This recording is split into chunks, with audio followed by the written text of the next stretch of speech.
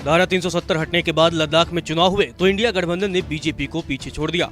लद्दाख परिषदीय चुनाव के 26 सीटों के लिए चुनाव हुए, जिसमें कांग्रेस और नेशनल कॉन्फ्रेंस ने बीजेपी को पीछे छोड़ दिया है। चुनाव परिणाम में कांग्रेस ने 8 और नेशनल कॉन्फ्रेंस ने 11 सीटों पर जीत हासिल की है।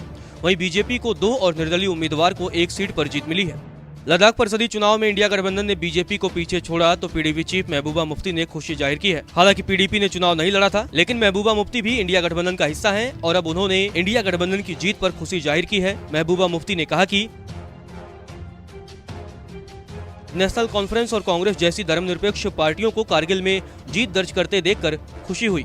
गौरतलब है कि पिछले महीने की शुरुआत में लद्दाख प्रशासन ने सुप्रीम कोर्ट के निर्देश के बाद कारगिल क्षेत्र में 5वें LAHDC के चुनावों के लिए नए कार्यक्रम की घोषणा की थी। यह अधिसूचना तब आई जब सुप्रीम कोर्ट ने आगामी चुनाव के लिए नेशनल कॉन्फ्रेंस के पार्टी चिन्ह को बहाल करते हुए केंद्र शासित प्रदेश प्रशासन की पिछली चुनाव अधिसूचना को भी रद्द कर दिया, क्योंकि नेशनल कॉन्फ्रेंस के उम्मीदवार नामांकन दाखिल करने में सक्षम नहीं थे। अधिसूचना के अनुसार LAHDC की 26 सीटों के लिए 4 अक्टूबर को चुनाव हुए थे। मौजूदा परिषद की अध्यक्षता नेशनल कॉन्फ्रेंस के फिरोज अहमद खान कर रहे हैं। कांग्रेस ने चुनाव से पहले नेशनल कॉन्फ्रेंस के साथ हाथ मिला लिया और 22 उम्मीदवारों को मैदान में उतारा। नेशनल कॉन्फ्रेंस ने 17 उम्मीदवार उतारे। दोनों पार्टियों ने कहा कि यह व्यवस्था उन क्षेत्रों तक सीमित है जहां भाजपा के साथ कड़ा मुकाबला है।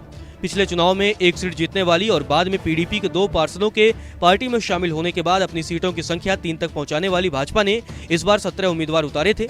आम आदमी पार्टी ने 4 सीटों पर अपनी किस्मत आजमाई, जबकि 25 निर्दलीय भी चुनावी मैदान में थे।